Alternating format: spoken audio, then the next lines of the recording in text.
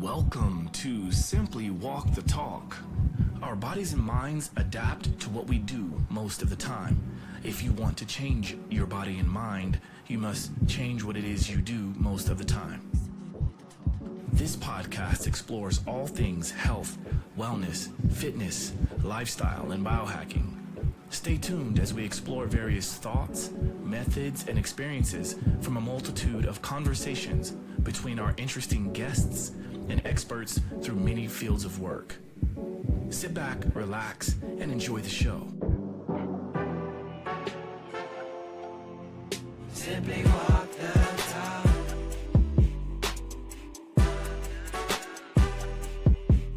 Simply walk the talk.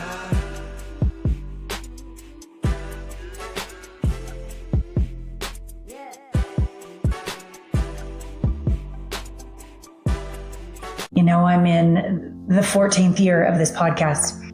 I think I used Skype when I first started. Certainly wasn't in studio. Then moved into a lot of Zoom during the pandemic. And then my staff was like, you know, let's take this to the next level. Let's have you be in person with people, with your guests. And podcast studios have just been popping up all over the place. So you can go to a city, rent a place, they'll film it, they'll edit it, they'll send it to you. It's amazing. Even in, you know, this little island of Mallorca in Spain, there was a podcast studio. So that's part one. Part two is when I show up and I go to networking events or I join a networking group or whatever, I still get a little nervous. What are people going to think, and what's going to happen, and am I going to get rejected, and who am I going to meet? I mean, I'm still a human. So I had joined this one group, and there were some people that really I didn't resonate with at all. And then other ones, I'm just like, whoa, hello, brother from another mother. And so I really have enjoyed getting to know our next guest, Josh Holland. We had a connection, and then it turns out we had this like parental connection and very aligned values of why we do what we do on the planet. And he's a like a Renaissance man with all of his capacities. And I've been an intimacy expert, and I've moved into psychedelics to support people. And I keep evolving as a vulnerable human with my clients through issues with my son or what have you. Josh and I just were just like heart open. I think I was crying on the very first time I met him on a 15, 20 minute Zoom call. I think we talked longer than that, to be honest. And when I meant it when I said, I'll come to New York and let's do this podcast in person. I feel it's going to really be a contribution to people. And so got there, and it was just like, again, brother from another mother. I don't even understand how this works, but just warmth and kindness and aliveness. And we sort of did like a twofer interview, like we kind of interviewed each other at this cool gym near Union Square in New York, in the office that he uses to do a lot of the body work he does with his clients. So we were sitting, it was my first interview on a massage table. I wasn't lying down, but we just like made it work, and we were together, and it was so fun. And he told me things that he hasn't even told his followers. And so I just love the safe space I can create for someone's deepest heart, deepest truth, soul's expression to come through. So I hope you really enjoy this conversation. He's just a doll and such a contribution to this planet, such a talented man, Josh Holland. May this conversation reach exactly who it's meant to reach. May we give of our hearts. May it come back tenfold in miracles on your birthday. And I'm so glad that we have come together today to do this. Thank you. Yeah.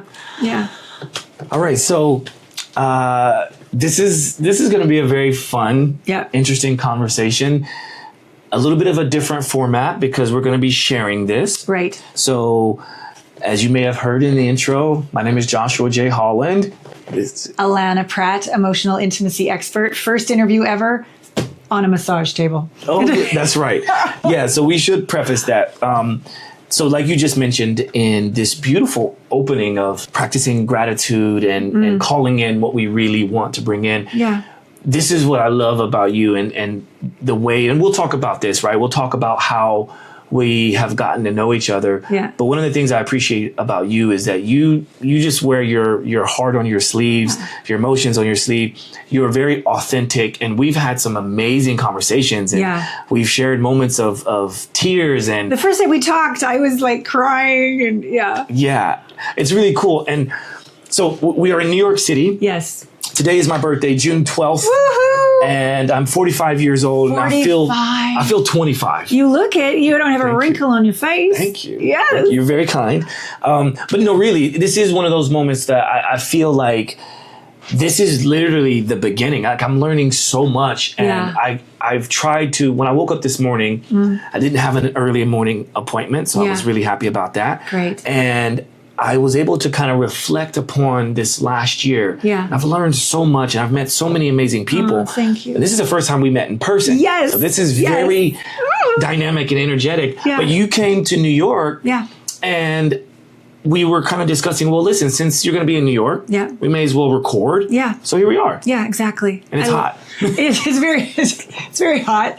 Yeah. So go back for a moment to your reflections this morning. How wonderful not to start your day busy, but to just go within, on your birthday. What did you reflect on? Well, and I must say this, because I'm someone that also likes to talk about starting your day with. Oh yeah, we're both morning practice people. Yeah, yeah, and I think it's different for everyone. I know it's different for everyone. I have this routine that I like to do, and it may not look like I'm sitting cross-legged with eye mask on and holding my fingers in a certain way. However, my routine is my routine. What is it? And that's usually I'm waking up, I get a sip of water, right? I take, my supplements, I brew my coffee. But while I'm doing that, I go through like a jumping series. Oh. Which helps to increase my circulation. And it's almost like having coffee before having coffee. Yeah. And I drink coffee in the morning, not necessarily for the caffeine. Sure. I do it for the routine of it. Oh, and the ritual. The ritual, yes, right? Yeah. I do it because I grind my own coffee beans. Nice. Not every morning, but there's moments when I'm grinding my own coffee beans, or I've chosen this very special, like I have this glass and stainless steel AeroPress. Oh, not a French press, an AeroPress. It's different. AeroPress, yeah. Okay. Most people that know AeroPress, it's like this durable plastic, BPA free, but we know that there's stuff wrong with that as well. But it's almost like a plunger. Yeah. Literally, yeah. Right? And it's in this plastic, or mine is in a glass tube with stainless steel bits. And you pour in the coffee grinds, you add in the hot water, stir it. I add in a little bit of cinnamon, royal cinnamon, and then I just stir it, and I pour the water in slowly, and I'm watching this, and there's like a time that goes through it. It's like a science project for me. Yeah. So I love the ritual of doing that. Same. Taking in the smells. Yes. Yeah. Oh, this is so good. Yeah. And where do you drink it? So normally I will take my coffee after I've poured it into my specific thermos and I'm holding on to it. And then that's where I either sit on the floor, sit on my mat, or I will literally do like a standing routine with my eyes closed and practice my balance. But then that's when I'm visualizing what does the day look like. Oh, that's so great. And it's not this anxiousness, right? It's not this like, oh my gosh, I need to do this, I need to do that. No, it's I'm literally visualizing what I want my day to be like. Right. Because what we put out there is what we tend to get back, right? Like the outcome of this and how this all resolved and this was flowing, kind of like that. Yeah. And then how you felt during the day. Yeah. Oh. And it's a little bit good question, because it's a little bit hindsight and foresight, but a lot of present moment feeling. Okay. So it's this dynamic blend of the two or the three, right? I don't just think about what I did yesterday. I actually spend a little bit of time reflecting on what were the wins. Yeah. What were the things I could have done better? What am I feeling right now? Do I feel tense? Do I feel anxious? Do I feel tight? Am I sore? Am I tired? Did I get enough sleep? Yeah. Am I thirsty? Right? There's all these things right now. And then I think to the future, to what's going to happen today. Right. What do I have control over? Right. I have these appointments. I'm going to be relaxed throughout my day. Yeah. And I'm going to be super happy and very productive. That is so great. Yeah. I love this. I call it my witch's brew. That's what I make in the morning. So I so love that you have such a ritual with this. What does your witch's brew consist of? Well, that's the second drink. The first drink has magic mind, ginger, cinnamon, creatine, collagen, a bunch of different box remedies for what my body muscle testing is for that day. That's drink number 1. And then drink number 2 is the witch's brew with rasa. Do you know rasa? No. It's adaptogens. Like Rastafari. Yeah. So yes, I love it. Perfect. Rasa. So I do that in the French press, the rasa. And there's different kinds with cacao or chai. So I love, and Lopa, she's actually the first interview on my podcast of the year. If you want to, she's an amazing woman. So rasa. Peruvian cacao, some chocolate protein powder, different like reishi, shilajit, ormus, like different mushrooms that I put in, and cayenne pepper. Love it. Yes. Love cayenne. Yeah. Love the spice. Right? I gotta have some spice. So yeah, and then my place where I sit is this old love seat and ottoman that I've had for like 25 years, but my cat shredded it to pieces, and then my son poured ketchup and all the things over it for years. So I finally got it reupholstered. It feels like my throne. I just feel like a complete queen. I got a nice fuzzy blanket, and it's my blissful morning. Yeah. That's amazing, really. And are those drinks warm, cold, hot? Both warm. Warm drinks. Yeah, both warm drinks. And yeah, the first one, I don't think it has much caffeine in it, but they don't have a lot of caffeine. It's more, again, like this ritual. I've probably been off coffee now for maybe 9 months or so. And I love my coffee, but I just did some detoxes and I found that I felt better without it. So but I still need my ritual. And right. I love this idea of, I want to incorporate this because I'm very much about my gratitudes, my vision that I read. But I don't actually go into my day and see everything that's going to happen going well. I just be my best self the whole day. I be present. I be my truth. I be honest. But this is good. Thank you. I appreciate that. Well, no, thank you for actually taking that, because and I'm probably going to butcher the quote, but basically there's this notion of, instead of hoping to be, I don't know, like the best mother or the best athlete or this and that, like if we can literally visualize ourselves as the person that is that, yeah, then what does that person tend to do? Right. Like the best mother tends to do whatever your idea of the best mother is, right? Totally, so yeah. that you embody that. Yeah. And that's why I like to do that, so if I always think of myself as like, I'm going to be so busy today because I'm always so busy, then that's what's going to manifest. Totally. Right? Stress and not being present and all the rest of it. Yeah. So on this particular morning of your birthday, which I'm so honored to be able to share a moment with you on your birthday, when we first got to know each other, and we're creating that I'd be here this weekend, is there anything different about this birthday than other birthdays? I think this one is different because I think this is the time that I've spent the most reflecting upon who I am, who others see me as, and then how I want to be seen and how I want to show up. Oh, why don't you define those? That's such a beautiful question. It's a great question because it's hard to really explain or to vocalize what that is. Like I'm very much a visual person. Like I have a bit of a photographic memory. So everything for me, and I don't know how other people learn or see the world, but for me, everything is seen in almost like snapshots. Wow. And it's not the snapshots that we think of. Like it's not a Polaroid snapshot or it's not a photo. It's just snippets of imagery, visions. Right. And that's just how I go through life. So beautiful. It's hard for me to put into words when I see everything in visions. Yeah. You know what I'm saying? Yeah. So it's like I can. It's a whole reality, multidimensional reality. Yeah. So, but I can tell you what I think a lot of people think about me from at least what they've said or what I've seen online and things like that. But I tend to be the person that a lot of people look to for advice. Yep. And whether that's around relationships, whether that's around friendships, which are also relationships, right? I mean, relationships are kind of what runs everything today. Yeah. So, but I also have deep conversations with people about pain or about how to optimize health and wellness and things like that. So I feel like I'm being seen in that aspect.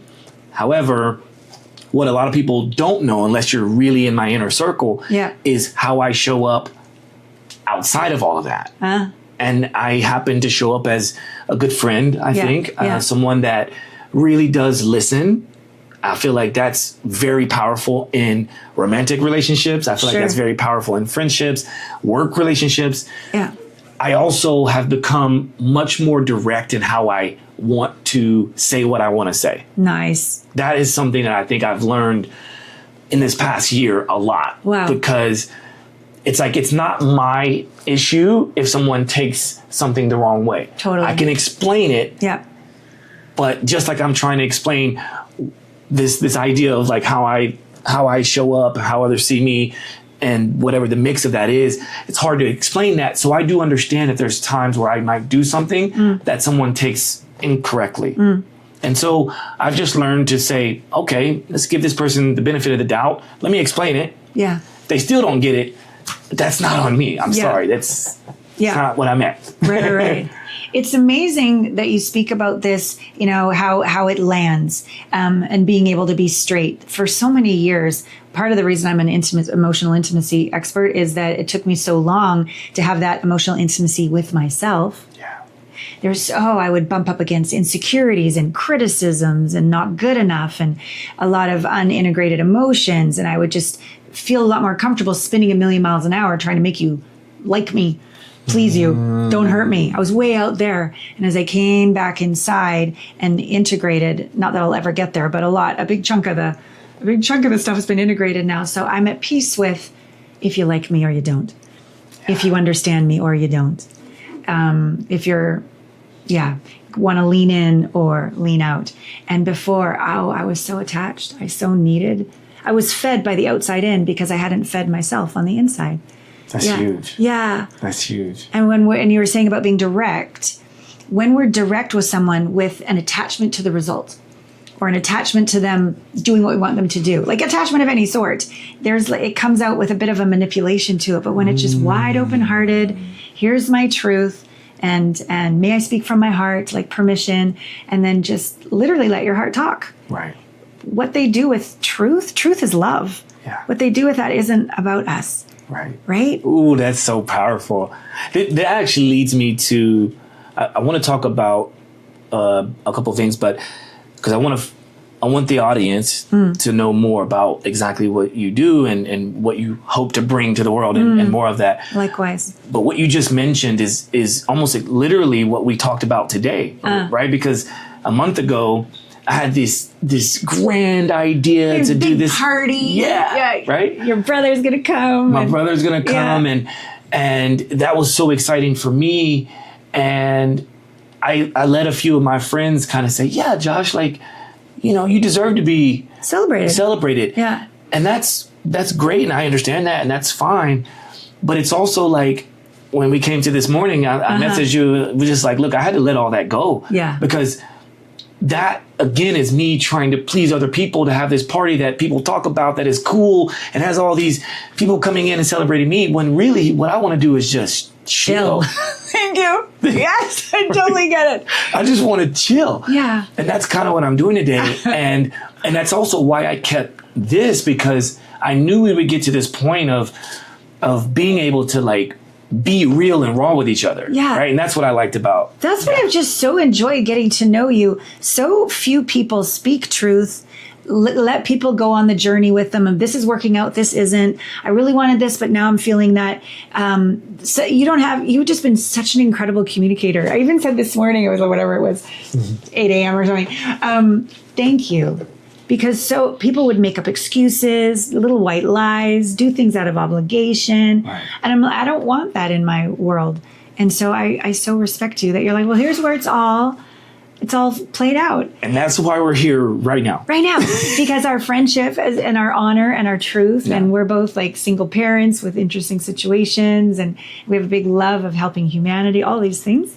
And so, and it's really cool because when we first planned this, I never knew my son would come to town. Ooh. I saw him for breakfast this morning. Did you? Yes, I know. So for those of you who know and those of you who don't know, one of the things we have in common being single parents, I had not seen my son, heard a word, like I was blocked, nothing, silence for 6.5 years, from age 17 to 23. And we're filming this in June, but it was just May, Mother's Day night, 9:30 Mother's Day night. I had cried a lot during Mother's Day day. And then I just let it go. And I thought, you know what? In divine time, just let it go, let it go. And then he called. And then I saw him in San Francisco for lunch, 2.5 hour lunch. But then we were talking and I said, hey, I'm going to be going to New York and, you know, the Knicks and all the things. Yeah. And he's like, Mom, because I wanted to take him on a vacation. Could you take me to New York? So he's staying at his cousin's. I'm staying at a friend's. We had breakfast together. I'm here now. We're going to hang out later tonight. Like, you're seeing me with a miracle, living a miracle. Because the first time we talked, I still hadn't heard from him. I do remember this. Yeah. I do remember. And I remember there was a sliver of hope. Yeah. That I think, you know, you felt like there was going to be a change coming. And then I think we spoke maybe 2 more times. And that third time, I guess we spoke, you had mentioned that I think you guys had spoken. We had text. Yeah. Right, you had text. He called me on his birthday in February. Yeah. 90 seconds and I lost my shit on the internet. I went on IG Live and I'm like, ah! But I mean, that's incredible. It was. Well, you're a parent. You can, I mean, your kiddos, are they even that old? So my son is 7.5. 7.5, yeah. Yeah. And my daughter will be 5 in September. Right. So I'm just thinking like basically almost my entire son's life, you hadn't talked to your son. Yeah. So I was like, whoa. And part of how I can relate to your situation is that my kids, for people who don't know, they live in Budapest or in Hungary. Right? They used to live in Budapest and then now they live on the outskirts of Budapest, which is a whole nother ball of wax. But the mother and I, my ex, we are great when it comes to co-parenting. We just aren't romantic, right? It's just, we realize that just because we have 2 kids together doesn't mean that we have to be married. We do have to be in a relationship, right? Yeah. There's a way to actually still be amazing parents, do it in our own way. Yeah. I can't even imagine, to be honest with you, I can't imagine raising my kids here in New York. Wow. I just can't. Maybe in Oklahoma. And there's no shade against anyone who's doing it here. It's actually applaud for people who can do that because 1, it's expensive. Yes. 2, these kids have to grow up super fast here. Yeah. And there's not a lot of nature in the city. Yes. Right? Yes. And so why would I want to take my kids from that? Because that's what they have. They have almost like complete solitude. They live in a wine village, right? Like an old vinery. Vineyard. There you go. Vineyard space area. They don't even have a physical address. Really? There's no physical address. There's no central heating in there. There's no Wi-Fi, and there's barely any cell phone service. And there's a small community of people, no more than 50 people. Wow. And it's just complete off the grid almost. It's a village. Yeah. It's a little village, right? Wow. And it takes a village. Yeah. And that's what they have there. So wow. Everyone knows everyone. And I grew up in something similar to that, although there was almost 3,000 people in my town where I grew up. But that's in Oklahoma, small town. Yeah. And I just love that. And we can use modern technology to stay in touch, but it's like that is kind of the difference, right? Like I've been in touch constantly with my kids over this time, but I don't get a chance to physically see them as often as I would like. You know? I see them like 5 times a year, something like that. Okay. I'm about to go there again soon. Whereas you haven't spoken to your son in 6 years, right? Yeah. So it's equally hard. We have our challenges, and I really love that we're sharing with people what life can look like, to not settle, to not, disconnect, to not get bitter, to not be a victim, but go, okay, how can I make this work for the highest good of all? I love like third dimension, win, lose. I'm right, you're wrong. Like it's just that's all there is. But in the fifth dimension, we expand and we're like, how can this work for me and you and all? And just asking that question, the answer's right there. It often requires speaking truth, letting go of expectations, creativity, thinking outside the box, dealing with what people are going to say and their opinion. But it's worth it because it's literally so expansive for the highest good of all. So I'm so curious how you made that decision to split into co-parents and then live the Budapest, New York world. How did that conversations unfold? You hit the nail on the head. I mean, literally, it was just deciding to be super open and honest about it because we had grown together and we had gotten through so many difficult times together. Yeah. A lot of assumptions, a lot of expectations, a lot of, well, I thought this but no, I said that. And then it's okay to change my mind and it's okay for you to change your mind. And it's all good. When we finally let that go, it was, to be honest with you, it came, at least from my side, it came after doing my first time doing psychedelics, but it was a week of psychedelics under supervision with shamans and doctors. But going through all of that was when the ego was dissolved many times. Yes, many deaths. Yes, I hear you. Many ego deaths. Yes. And coming to the realization of like, wait a minute, if we all are a part of this universe, I mean, we're all connected, then, and we somehow, if you think about it, we as individuals are but a speck in this beach that is the universe, right? Yes, or a speck of sand in this huge beach that is everything, but yet we make our problems bigger than the universe. Good point. Right? Yes. And once I realized that, I'm like, okay, if someone reacts negatively or they get upset based on something I say, that's their ego trying to help them in that situation. Figure it out, yeah. And that's when I started to literally vocalize to myself. It sounds weird to say that, right? But no. To say to myself, ego, thanks, but no thanks. You're not needed right now.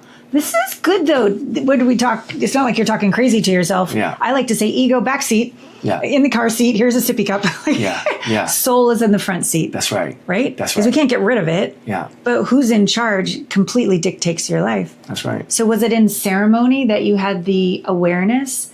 Oh, just let them live in Europe. Or how did the clarity happen? The clarity happened after I got back. Okay. So I was out of state. Yeah. But my then girlfriend and it was both of my kids, but my daughter was really small. They were here in New York. Oh, okay. And while they were here, it was like they were here for like a month or two, and I took like almost a week. To go to do this retreat thing. Yes. And I asked her, like, hey, I know you guys are here, but I feel like this is really important. Yeah. Is it okay if I go and do this? Because, you're going to be in New York by yourself with the kids, and it's not, you don't have any family or friends around. No village. Yeah. And she was like, is there a way you can do, instead of doing the 7 days, is there a way you can do just the 5 days so that, it kind of splits it up? And I was like, actually, I think that is important because it wasn't just about me. I also want to be there with my kids while they're here. Right?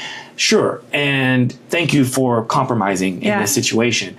And of course, once I got back, I hadn't even fully reintegrated because you're just one big open heart. Yeah. Yeah.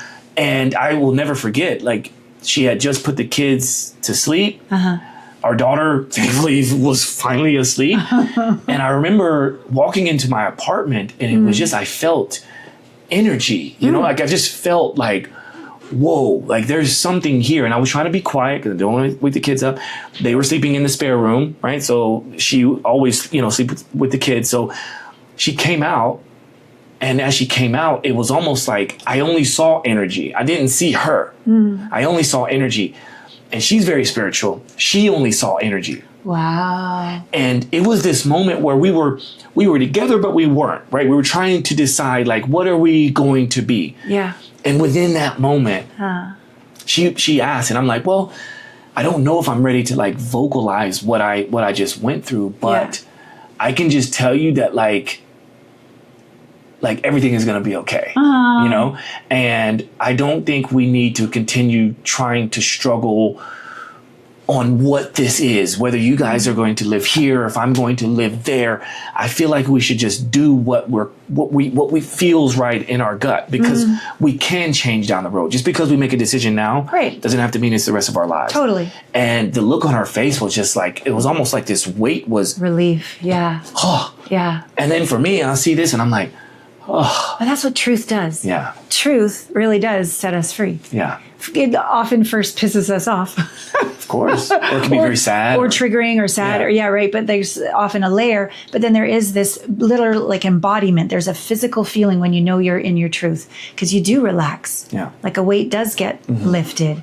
And then I feel simultaneously a new reality opens up. That's right. But so few of us are brave enough, do the deep inner work, have the capacity to communicate like the two of you do to get to that place. I was nowhere near as awake as I am now back. My son is 23. We started court, like getting a divorce when he was 1. There was a 13-year custody battle. Whoa. It was his whole life was fighting. And I always felt like I had to defend myself, like I was attacked first, so then I would get defensive and have to prove this and prove that, and always 3 steps behind. I wasn't thinking 3 steps ahead of how someone would want to manipulate or make me look bad, so I was always taken off guard. So it was very insecure, and it was very difficult. And I still tried to do my best as a mom, and we've had some conversations about the nuggets that did land, which make me feel really grateful that the important nuggets landed. But I really don't judge him. My son created peace for himself by letting his dad win. Let me live with dad. I know what I'm doing. And he was right. Court stopped. Wow. Yeah. Yeah. Wow. And to it felt like a sacrifice at the time to let go. Oh, yeah. To surrender and go, but I legally get you until you're 18. The paper says I'm supposed to be your guardian, physically, legally. So I think he was 15, and I said, okay, go. And I was so devastated. There were no tears. I cried all the tears, but I thought, no, I'm going to let him lead with his knowing. Because, at 13, they have their bar mitzvah, or in different cultures, they send you out to the jungle and hope you come back, right? So I'm like, okay, he's 15. I'm going to let him lead. I'm not going to fight any longer. And I sure hope he comes back. Sure hope he comes back. And 6.5 years was a long ass time to wait for him to come back. But I made him eggs and sausages this morning, and we sat. And he said, Mom, can I walk you to the subway so you get on the right train? Walked me right up to the right train. This is the direction you want to go. I go, I've lived in New York City before. He goes, yeah, but not for a long time. Let me just take care of you. And then he gave me a big hug, and then he went on. I'm like, there's an integrity or a nobility or a care or a protection. And he's 6'4", and he's got great posture. So I'm getting to know a man who's my child. Wow. It's very surreal. You sort of allowed him to have his own autonomy, right? Yes. And I feel like that's important, especially for young men. Oh, thank you. It was so hard, but yeah. I'm sure. And what's also interesting about this dynamic, you and I, is that, there's a lot of assumptions that, well, of course the father's not going to be there. So in my situation, it is easier, right? Because of course the father is not going to be there. But then in your situation also, it's like the mother wasn't there. The mother wasn't there, and how that's different, and how that's like interesting, especially with a young boy, right? But that's now a man, and like how that all works out. And then it's like when you just explain what you explained about like how he's now like trying to take care of you, I just am like, wow. Like I would hope that that's how my son is, because let's face it. Or I can just tell you, my kids give their mom hell. Okay. Right? But it's because she's been there 24/7. She's so safe. 365, 365, like all of that. And it's like she realized, and I told her this is what's also kind of interesting. And I stopped doing these like, I told you so. Right? Because in the past, I used to be this like, well, okay, you can raise the kids the way you want to, because I'm not around all the time. So you can raise the kids the way you want to, but I'm telling you, the way you're doing this, they're going to become very dependent upon you. And I think you should be mindful of codependency and what that might bring about. But trying to say this to someone who went through really intense postpartum depression, who went through abandonment issues from me, right? Well, she felt like I abandoned her because I left when our son was born, and then I had to leave again when our daughter was born because I have to make the money, I have to work, right? I provide for them fully financially. Got it. But in order to do that, I've got to do what I do. I have to be able to work, right? Yeah. But from her perspective, full abandonment. Right. From me, from her family, from everyone, right? So codependency was kind of all she had, right? Well, now, when she wants to live her life and find herself again, she's still got these very dependent little ones, right? Now, when I'm there, of course, they understand who dad is and they love me dearly and I spend time with them. But most people don't realize this. My daughter doesn't even speak English. Oh, what does she speak? Only Hungarian. Only Hungarian. Okay. Right? Do I speak Hungarian? No. Okay. Wow. So how do I communicate with my kids is probably what you're thinking. Yeah. My son speaks 3 languages. Okay. And he's been doing this. So he's been translating for my daughter and I. So when their mother's not there, my son translates and has been doing this for a couple of years now. Wow. He speaks German, Hungarian, and English. Wow. He was born in Germany. Yes. Because that's where they were whenever all of this happened with my son. But then my daughter only speaks Hungarian. So my son grew up around German. I was learning German. So I was also doing this German-English thing with him and my ex. But then when my ex was pregnant with our daughter, they decided to move to Budapest because that's where her dad lives. Okay. So the grandfather's there. There was this hope of like being able to have more support from the grandfather or from the dad. And I also had work for about 6 months in Budapest. So it was an opportunity where I'm like, oh, I can actually be there for work, so I can stay there much longer. Yeah. So now there's not going to be as much of this abandonment issue because I don't have to rush back to New York because I'm getting work. Right. So I stayed there for 6 months. Well, if you can imagine, my daughter was born in Hungary, so born in Budapest. Yeah. Everyone around her was speaking Hungarian. Of course. Very little English ever spoken unless I was around. And throughout her, like, she's still in her formative years, but like as she's developing, everyone understands her when she tries to speak, and she understands everyone around her except me. Right? Wow. Everyone. So that's why she's never really been forced to have to speak it, because I speak to her mother in English. Yeah. She doesn't really care, right? And then I speak to my son in English, but he's always there to translate, or mom is always there to translate. So she hasn't really ever been forced to learn.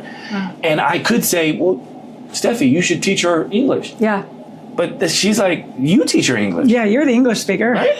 And I'm like, no, touche. Right? Yes, for sure. Yes. So I've been trying to, I can't understand her. I can understand baby Hungarian. Yeah. And then we use technology to do the translate on the phone, because let's face it, like, I don't even want to have to continue to burden my son to always have to translate. Yeah. But I think he's really good at it. And I think that might be in his future, but who knows? Anyway, I've been dying to ask this question because I think for my audience, I really want people to understand. And I know this is kind of late into the episode to be asking this, but that's okay. One of the things that highlight your bio is the fact that you are an emotional intimacy expert. Yeah. Can you please explain that? Because I imagine that some people are thinking like, oh, she's a sex coach? No. She's a sex expert? What does that even mean? Right. Let's hear it. And not that that's even a problem. But No. Power to the tantrikas. When I first started coaching 22 years ago, I called myself a life coach. It was before even the International Coaching Federation happened. And then I started moving into relationship coaches. But I had been divorced twice. So I'm like, you don't really have a leg to stand on there, girlfriend. So like, let's not call it relationship coach. And sorry to cut you off, but the life coach piece, if you haven't really lived a full life yet, I know it's kind of hard to really call yourself a life coach. Right. I've battled with that as well. Yeah. When I was youngish, like in my 30s. Exactly. And so, but I'm still coaching people. I'm coaching women, men, couples. And there begins to be this thread that shows itself maybe about 10 years in. And I can see inside people. And when you break the word intimacy down, into me, I see intimacy. And I have this ability for people to tell me things that they don't tell most people. And in my listening, they're able to reveal things they haven't even sometimes revealed to themselves because of this safe, non-judgmental, authentic curiosity, compassion, energy that I have. And so I thought, I'm going to call myself an intimacy expert. Well, as soon as I did that, everyone's like, so which position should I, and give me some blowjob techniques and all the rest of it. And I go, oh, that's not me, but I do have a referral for you. and I love all that. That's awesome. But it sparks enough curiosity to make people lean in. Absolutely. And then I share with them again about this into me, I see, and the emotions. I think now that I've been doing this for 22 years, if I could just sum it all together, I help people feel a feeling. Yeah. How many times does a feeling arise and we shove it down, project it onto others, blame ourselves, can't be with it? Where's my drink? Where's anything? The actual experience of having a feeling for people that haven't practiced is very hard. They don't even have an understanding that when this emotion arises, there's a wave. It's going to pass. It's like, oh, get rid of this, because it does feel sometimes like you're going to die. Panic, terror, shame, guilt. These aren't fun things to feel. Nobody told me or taught me how to feel a feeling all the way through to its integration, not get rid of it. This is the cool thing that happens when you actually feel a feeling all the way through. It's like alchemy. It changes from a lower vibrational experience meant to be transmuted, meant to be transcended, meant to be felt, let's say pain, into power, maybe shame into unapologetic expression, maybe guilt that I did something to forgiveness, or betrayal to unconditional love. Like, it changes when you actually fully feel and experience. And we become more. We become more. And it's like all these jewels you get to have as your embodied being if you're willing to feel through what feels unfeelable. So when I say emotional intimacy expert, when people are really intimate, to make it not, we're just going to put together body parts, genital copulation, which is awesome. But when you add the emotions, when you add love, when you add courage of expression, when you add open-hearted truth, when you add the desire and pleasure and eroticism that's naturally coming through your open heart and your body, when you can be devoted to your partner in presence, in communication, in lovemaking, and wanting the best for them, all of these are these wonderful emotions that we can feel that make us alive. Like you were saying earlier at the beginning of this interview, you visualize, but then you feel what that's like in each of these moments of your day that you're seeing. So for people to just be, cognitively analyzing life and two robots just generally copulating, I'm like, what? That's not what I came here for. Right. I came here to love. And the other side of that is I'm going to cry. I came here to risk. And sometimes I'll succeed magnificently and sometimes I'll fall flat on my face. And can I love myself equally? Can I love myself equally in my quote unquote challenges, mistakes, things that don't go well, as much as when they do go well? Not get too attached and look at me ego, nor judge me as bad and a failure, but like have these big arms, all my feelings, all my experiences, all the little Allanas, just bring them all home into wholeness. Because when I do that, I feel enough, I feel present, I feel really grateful, I feel courageous, I feel authentic. I feel turned on by the silliest things and alive.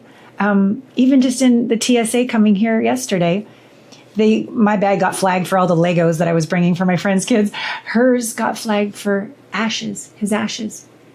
So TSA is going through her dead husband's ashes, touching it and doing it under the scanner. And I'm just like, is this really happening? And I went up to her and I said, Miss, those are your husband's ashes. I said, would it be okay if I gave you a hug? And she said, I really need one. And so she broke down in my arms. And then we started laughing because we were like, what is he saying in heaven? That my ashes are going through the scanners and all the rest of it. Whoa. But that was a moment that I believe I was put there as an angel because I saw what was happening. I was present. I sensed how she was feeling, the awkwardness, and I thought, this is a moment to be human. This is a moment to give her a hug. It was so special. Wow. That's an emotional intimacy expert in PSA, what it looks like. Absolutely. As you were explaining all of this, I can't help but think when you first mentioned what your role is, or one of your roles is to help people to feel. Yeah. And I say this a lot in my work. Uh-huh. And what's interesting about that is, so most people know that I do a lot of work I lead education and coaching for this brand called Vivo Barefoot. Yes. And one of our sort of main missions at Vivo Barefoot is feel, right? Like it's this concept of feel more, right? Like that's one of the campaigns is like feel more. Yeah. And what does that mean to people? Yeah. Some people think like, well, like emotional feelings, like physical feeling, like what does that mean? Yeah. And what you just described was this emotional intimacy, right? Yes. Which is feeling in that aspect, which is great. And then we pair that with what I teach a lot and talk about a lot, which is this physical, but it doesn't always lead to just physical. It can lead to emotional feeling as well, right? Yeah, because when you feel more within your mechanoreceptors in your body, and you feel your fascia, and you feel tension throughout different parts of the bodies, that can bring up emotional responses. Oh, and it's talking to you, so listen. Yes. Right? Yes. So there's this interplay between what you do and what I do, because I am here to help people. Like I can talk about this. I think I mentioned it a little bit on my podcast before, but I am in the midst right now, when I have time, which is, well, whatever. I'm writing a book as we speak. This is great. I've written a book before, but I co-wrote a book, and I've talked about this at length, but I voice noted that whole book, and my co-author, she transcribed it basically, Stunning. right? Yeah. Now I'm actually writing a book. Okay. And I'm doing it myself. It's called Sensory Movement. Nice. And it's all about tapping into our sensory awareness so that we can then feel more. We can do more. We can experience more out of life. This is why we're just like, yeah.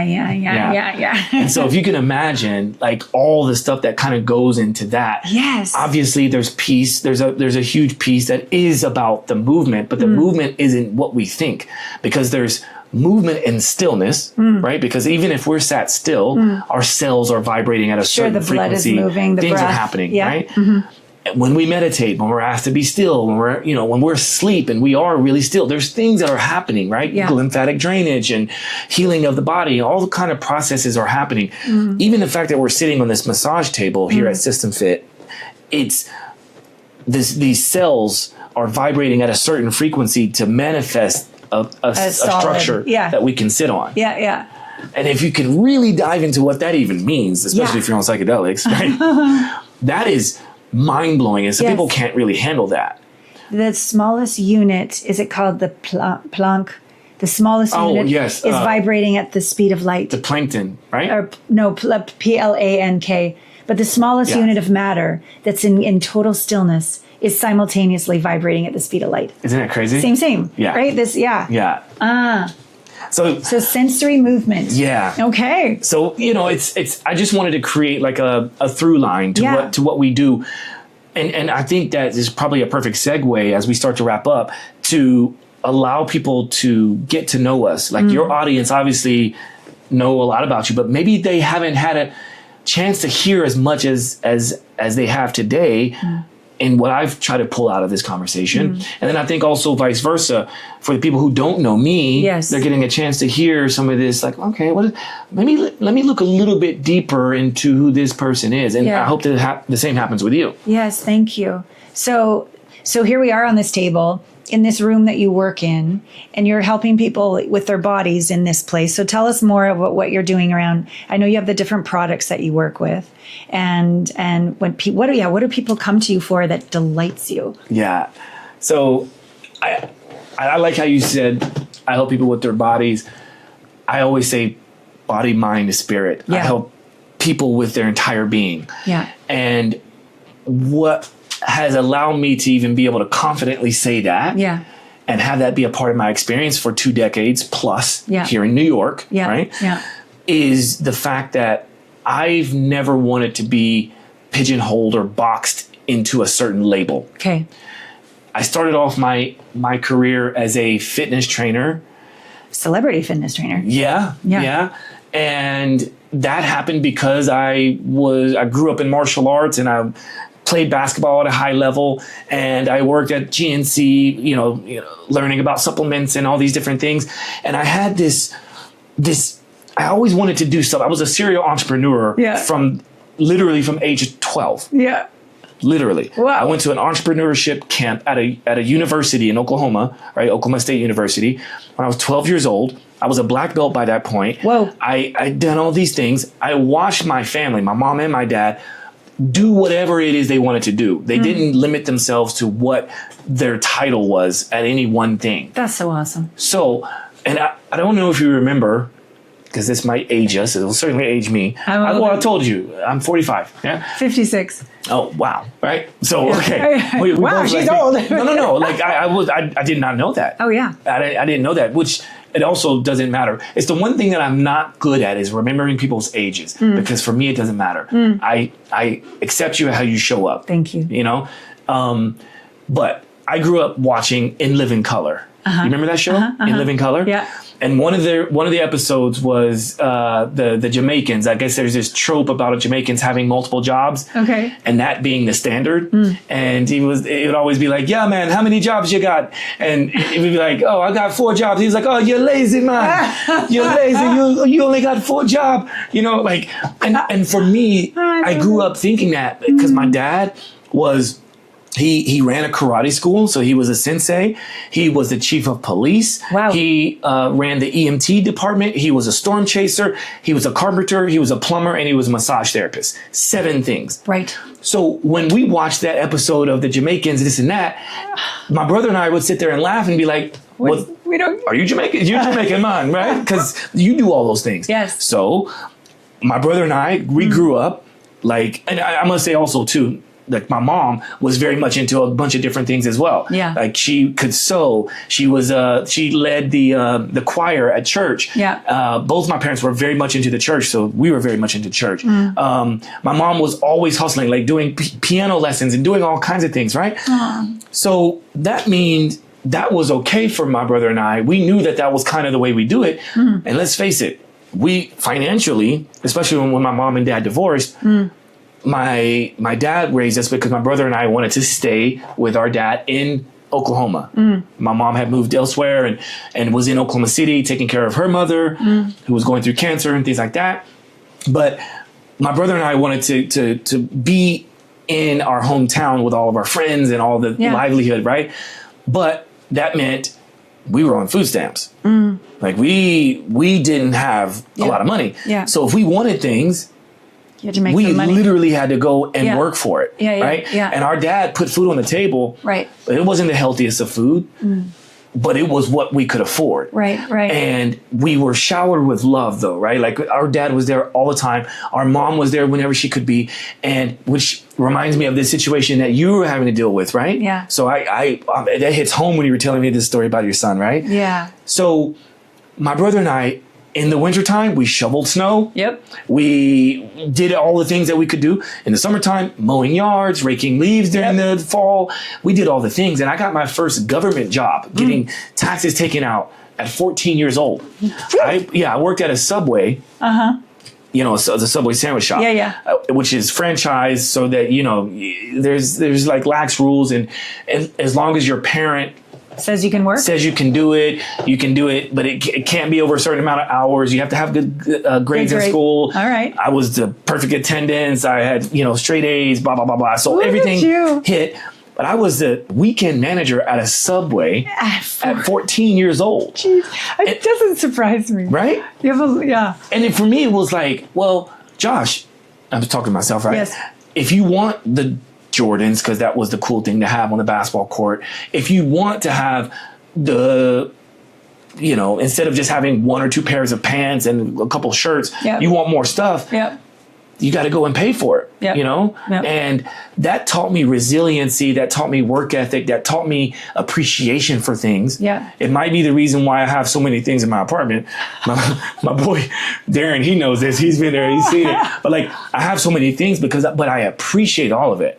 And anyway, so that's me in a nutshell. I wanted to, and this is a full circle moment too, saying that also got me to where I am today, in the fact that like I didn't want to just be a fitness trainer, because most fitness trainers, you think of the standard. You go and you get the certification that, say, a gym wants you to have.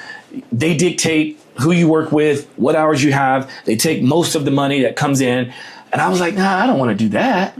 So I was like, okay, I'm going to play basketball. I ended up playing professionally overseas. Wow. And I moved here to do modeling and acting because I felt like I had hit my peak in Oklahoma.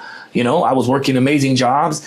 One of the jobs I had before I came here was, and I have no ego when it comes to this, no shame, I was a door-to-door salesman. I was running my own multi-level marketing scheme with going door to door, selling. It was like an advertising agency, marketing agency that sold basically coupons for restaurants and sports games. Okay. And I was great at it. I was great at it. And the reason why I stopped, the reason why I stopped was because I felt like, well, wait a minute. You guys got me going out there. I'm crushing it. I'm making money every single day, at least $100 every day. And I was working 6 days a week. Okay. I'm out there sweating, blood, sweat, and tears. Sometimes there was blood because I'm jumping fences and I'm doing all kinds of random stuff, right? Dogs and whatnot. But what I was doing is, like, the person who owned the company, what they do is they get a certain amount of people to work for you. Then those people get a certain amount of people to work for them. Sure. Typical direct sales or multi-level marketing. And I was starting to recognize what was really happening, because as I was growing my team underneath me, I was overhearing, because we had these things where it's called Day of O, which was a day of observation. So if someone answered an ad, they could come in, take a day of observation to work to potentially see if this is for them. But what I started hearing is the conversations, because they were using my car, right? So when you got to a certain point to where I was, like the next one to take over my own company, right? When you got to my level, it was like you have, like I would have to have 4 days of O, which means 4 people observing me. So that means me, somebody in my passenger seat, and 3 people in the back seat. When there's that many people in the car, they don't think you can hear them. I grew up with a really good, I'm very observant. I can read people like this, right? So I can hear and feel these conversations in the back. They don't realize that this is coming out of my pocket, but they get paid and get a free lunch when they come on a day of O to decide if they want to do this work. That was costing me. So it was $50 I would have to pay them to come. So if I've got 4 people, that's $200. Remember, I'm making about $100 a day. So I'm losing money. And I hear these people in the backseat, young kids, who are like, man, I mean, I don't have to stay this whole day. I'm getting paid regardless, and I get a free lunch. They think it's coming from the company, but it's coming out of my pocket. I'm like, I went to the boss, the head guy. I'm done. That's it, no more. The day that I went to say that, this is crazy. I'm getting chills thinking about this. The day that I went to say that was one of the most difficult, because, you know, I didn't want to let people down, and I felt like he really depended on me, and he did, because he was growing his business, right? He was making all this money off of me. Because he didn't have to pay these guys. Right, but you did. That day, I went out, and he was like, listen, just hang in there. You know, I'll help support you however we can, but you're going to get your own business. This is great. You're going to be independently wealthy. I ended up knocking on a door. I had this time, I think, I had 3 people with me, because one of them bounced. Because he's like, I got my money. I don't need to stay the rest of the day. I'm fuming, right? I go and knock on this door in this beautiful neighborhood. And this guy opens the door, and I felt that he wanted to shut the door. But we had this whole tactic where you go up to the door, you knock, and you go, because they look through the peephole or the ring light or whatever, ring camera, and you go, hey, nothing serious. My name is Josh. Just want to know, are you, like, would you rather have free baseball tickets, if that's what we were selling, free baseball tickets or free pizza? that's going to get someone to kind of open that door. Yeah. Right? Okay. Because then they're like, come on. But when they open that door, it's a wrap, right? Now, mind you, I got you.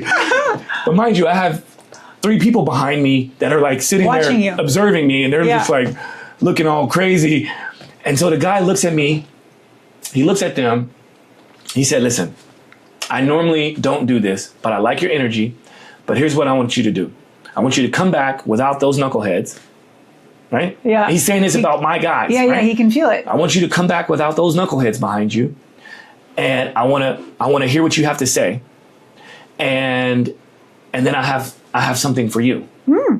So I was like, okay. So I did. Because I felt it. Something was brewing. With this guy. So I go back the next day before going into the office. Yeah. And I needed to hit a goal, right? Like the goal is to hit 10 tickets. And he was like, I'll buy the rest of those if you come back tomorrow morning. Huh. Right? Okay. So now he's hooked me. Yes, exactly. Right? Because I want to go in and ring the bell. Yes. Ring the bell, everyone's like, you get bonuses, all these things. Oh my. So I go back in, he said, so I do the same thing, knock on the door, hey, it's me. He's like, come in.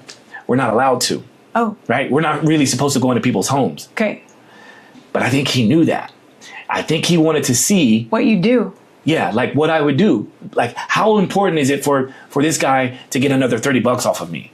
Yeah. Right? So I was like, man, I'm not supposed to do this. But keep in mind, I had already told them I'm done. Right? Right. So I'm like, Okay. you know what? Let me hear this guy out. So I go in, I sit down, and he said, what you got there? I was like, start going into my pitch. He's like, no. Don't pitch me. What is it you're doing? I'm like, well, giving out free pizza and baseball tickets. So this or this. And he's like, okay, how much you getting off of all this? I'm like, well, we can't really talk about that. And he's like, man, just tell me. And I was like, well, I get about $100 a day. That's mad. I was thinking, Yeah. He's like, all right. So, but you're outside sweating, coming on my doorstep. Yeah. What if I can double your money, at least double your money, and you won't have to do anything close to that? He's like, I see a lot of talent in you, and I want you to come work for me. Wow. This dude was the director of Trader Publications, which are the people that do Auto Trader, Truck Trader, the magazines that you sell. Trader Publications is a pretty big deal. I knew a lot about it back then, and we're talking. This was before I moved to New York. I think I moved to New York in 2003, 2004. So this would have been, early 2000s. I had just graduated college. I knew a lot about Trader Publications, but the fact that this dude, and mind you, his house was huge. Yeah. It's a big mansion. Yeah. So I'm like, this guy is doing something, right? Yes. And I was like, dude, man, like, I'm supposedly on track for running my own business and doing all these things. And he was like, listen, man, I've seen these dime a dozen, but you're one of the only ones that I actually opened the door for and invited into my home. Give me the opportunity to meet me at my office, because I want to offer you an opportunity that will really change your life. So now this is the second opportunity I'm going to go, and I'm feeling really guilty, right? Because I go in, I do ring the bell. He does buy the tickets, right? He bought a few extra. I'm going in and I'm doing all these things. But then after I finished that day, I went to go meet with him, and he just opens up this huge meeting room, brings all the people with their suit and ties on, and they basically offer me a role to work for them as a regional manager for Trader Publications. Wow. So I took the job. I did that for a while, and I realized that even there, like, it was a much more cush job. I was able to get, like, I finally got this really fancy car that I wanted because I was at one of the facilities before they put it into the Trader Publications. I had first dibs. So I was able to make enough money to get this car. It was a Mercedes, and it felt so good for me, right? Yeah. And then I just said to myself, but is this fulfilling me? Is this what I really want to do? And it wasn't. But by then I had made so many connections. Yeah. I realized my power because he helped me to realize that. Yes. So I had to do the hard job in saying, hey, I think I'm moving. Yeah. I'm moving to New York. Yes. So I did. I Wow. moved to New York, and that's where I am today.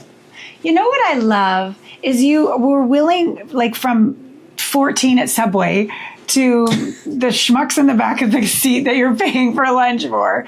But you just kept evolving who you were, and you kept showing up. There's this way of being when you are unattached to the result, you know your worth, you can't control anything, but if you just jump in the river and start going down, you don't know what's around the corner. And I love that you just kept evolving and showing up, and the universe met you and it met you and it met you and it keeps meeting you. It keeps meeting you with, well, we met, obviously, that's amazing. But all these companies that you represent, the, incredible father you're being, which is outside of the box of what a father looks like, the very big celebrities that trust you to be there for them for a long period of time, which says a lot about your integrity.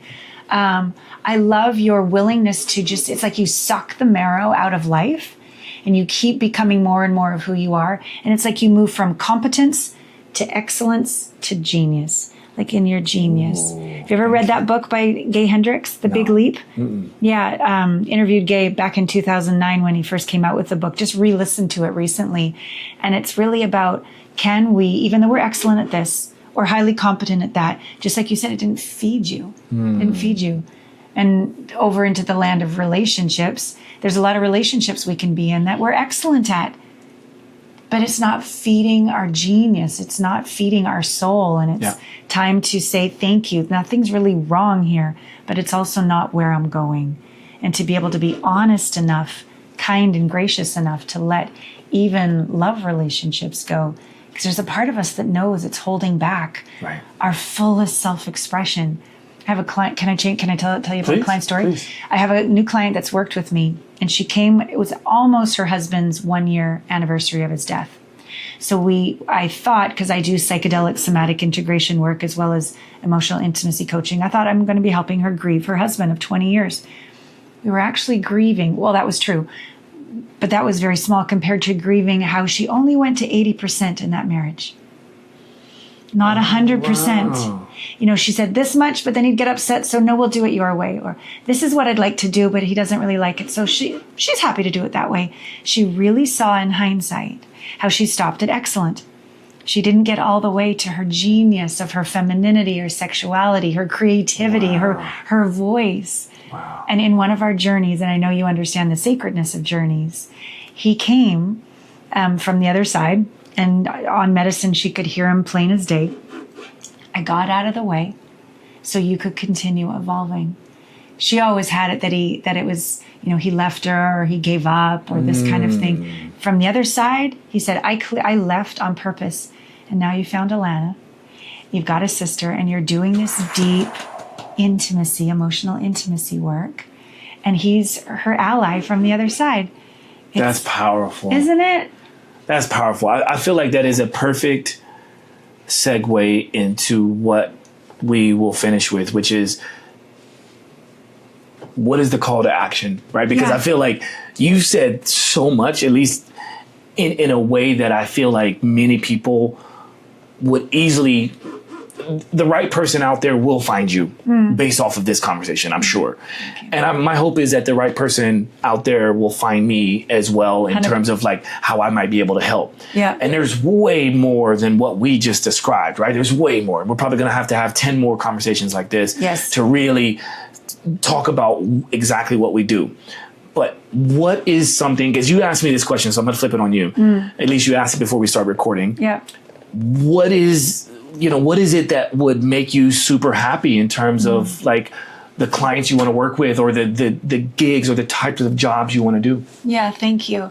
I'm so inspired by you as you continue to evolve and live your genius in all the areas of your life. And that's my commitment as well. And I've got a wonderful coaching business. So I love my family of frequency clients. I have a wonderful psychedelic somatic integration practice where people work with me for a year to get really into the subconscious wounding that they can't quite figure out why the pattern keeps happening, because it's not in the mind. It's in the body. It's held. It's subconscious. So I love working with people that are interested in that deep work, who might be successful, but there's something that's missing. They're lonely. There's this esoteric emptiness, and it's generally something unresolved from the past that's held in the body. But the thing I'm most excited about is I'm moving forward with my docuseries. Yeah. Ooh. Yeah. I want to share what it's like to work with a single guy, a single gal, and a couple over a year with me. And we do the psychedelic work in a legal way. and we do the private sessions, but we also do group sessions. And you're like, oh, my heart's the same as your heart. My wound is the same as your wound. My dream is the same as your dream. You know, with the essence of it, the soul's essence. And then we end with a group journey together, medicine journey. And I want to film that over the year. So I would say if anyone feels resonance of like, no, I want to go do this deep inner work, I'm your gal. I'm a very, very good at what I do. Don't ask me to cook. Don't ask me to do technology. There's just a lot of things I'm not very good at. But that's my genius. A safe place to do medicine, one-on-one, low dose, not a group. I'm not a group shaman. So that one-on-one, I'm a genius.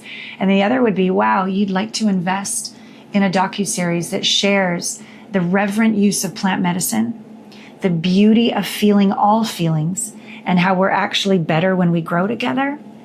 I would love to talk to you. Wow. Yeah, if you're out there, hit her up, because I mean, I'm inspired. And I'm really happy that we got a chance to meet. I am. How about you? Yeah, for me, mine is way less specific than yours. However, and not that I'm comparing, but I just love how clear you are about it, which means you have been doing the work, right? Thank you. One thing that I am for sure clear about is I am working towards, so it's not that I want to, or like I'm putting myself in this position as in I'm visualizing exactly what that person will be doing. Yes. And I will be doing retreats. Nice. Several times a year. Nice. Throughout the world. Nice. Right? And what that is going to look like is for most of my career, I've worked with people one-on-one, small group training. I've also done some large group stuff, but it's always moments in time and little slithers of being able to work with someone and then they regress, and then they work with someone and then they regress, or they get better and I don't see them again, which is totally fine, right? But I really want to find more moments in which I can work with people for an extended period of time. I hear you. Whether it's a week or it's a month or it's a year or whatever that looks like. Yeah. But I do have goals of actually doing that. And there are a number of opportunities that are almost finalized as we speak. Nice. So that's happening. Retreats. I alluded to the book. Yes. So retreats, this new book that is coming out. Yeah. And I'm scheduled to do my first keynote speech in September. That's amazing. That I'm being paid to do and being flown out and doing that. So I want to do more of that as well. And what are you talking about? Sensory movement. Okay. Yeah, which so is good. So the fact that I'm working on the book is going to lend itself to having a lot of concepts on paper so that I can make sure and nail that. You know? Yeah. Great job. So that's what I'm doing. Of course, I love working with artists on tour. It's one of the most fun parts of my career is going on tour and traveling with clients. But it doesn't have to be the client that is a musician or an actor. It can be anyone that has the means to be able to understand the value that I create in being with that said person for a period of time. Yeah.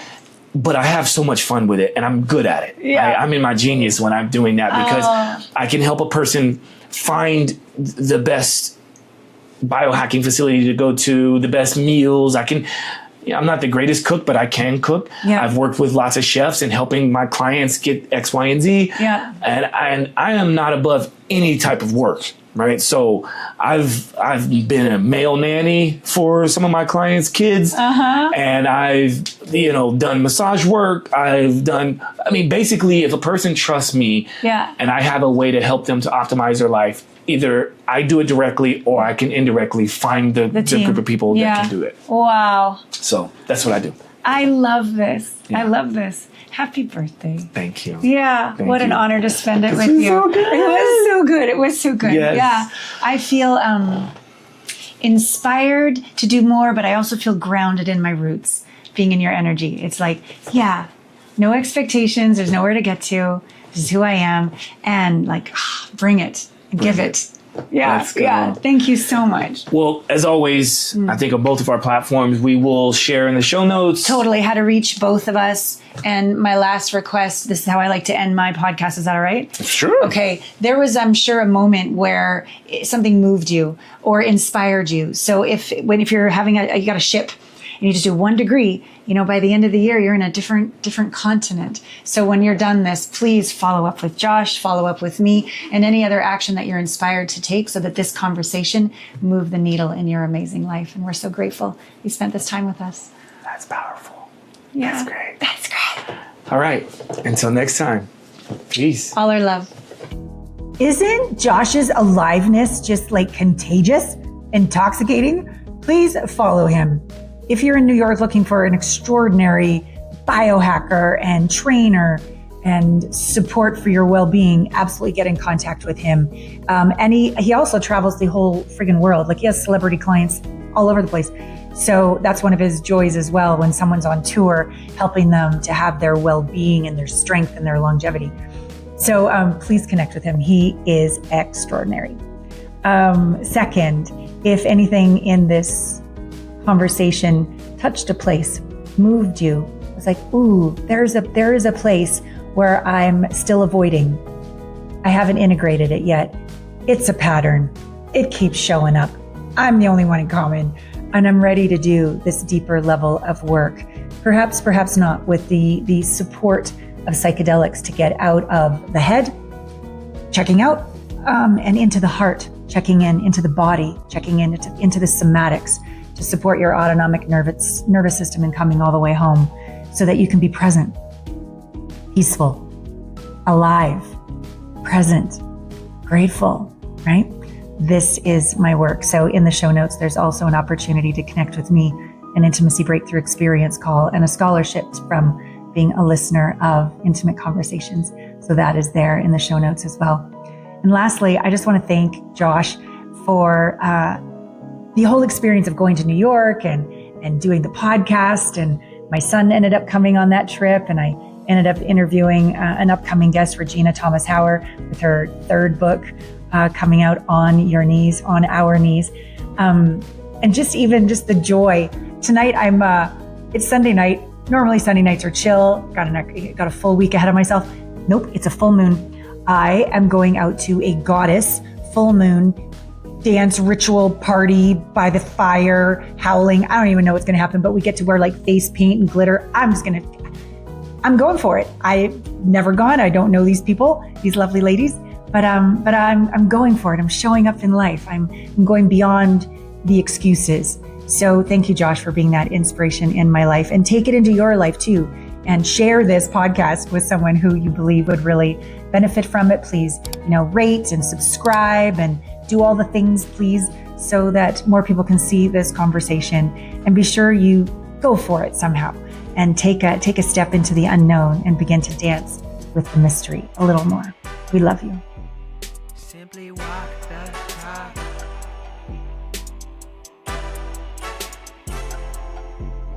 Walk the talk, talking facts. Move like me, but I move a little fast. Make my move, here to last. Fasten these seatbelts, I'm coming past. Take care of me, longevity. Hack my biology, better believe. Walking the talk, soul, mind, and body connected. Better come give us a listen. Better come give us a minute or two.